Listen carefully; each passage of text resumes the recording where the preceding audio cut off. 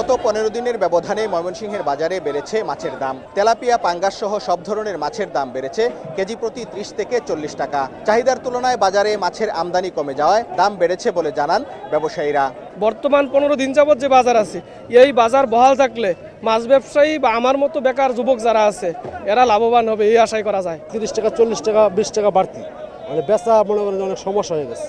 Tilapia মাছ কিনতাম আমরা 80 টাকা, 90 টাকা কেজি, এই তেলাপিয়া এখন 120 টাকা কেজি নেওয়া লাগে। আনতে ওই বাজারে 130 টাকা, 40 টাকা দাম হয়। এদিকে মাছের দাম বাড়ায় দারুণ খুশি চাষিরা। বর্তমান বাজার দর অব্যাহত থাকলে এবছর ভালো লাভবান হবেন বলে আশা তাদের। মাছের বাজার তো এখন ভালোই, এতদিন তো মনে হয় যে আগে তো আমার লস গেছে, অন্য মোটামুটি যে পরিমাণে বিক্রি হইতেছে মোটামুটি লাভবান বোঝা যাচ্ছে। খাদ্যের নানা ধরনের ভেজাল থাকে, এই জন্য মাছের গ্রোথ আসে না। বর্তমানে মাছের বাজার ভালো হওয়াতে চাষিরা কিছু উপকৃত হবে আর কি। মাছ কম, খাদ্যর দাম বেশি, কৃষকের পোষায় না, লস দিতে এখানে চাষ করা কমাই দিছে।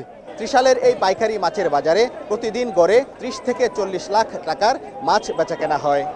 ত্রিশালের পাইকারি মাছের বাজার থেকে হারুনুর রশিদ, সময় সংবাদ, ময়মনসিংহ।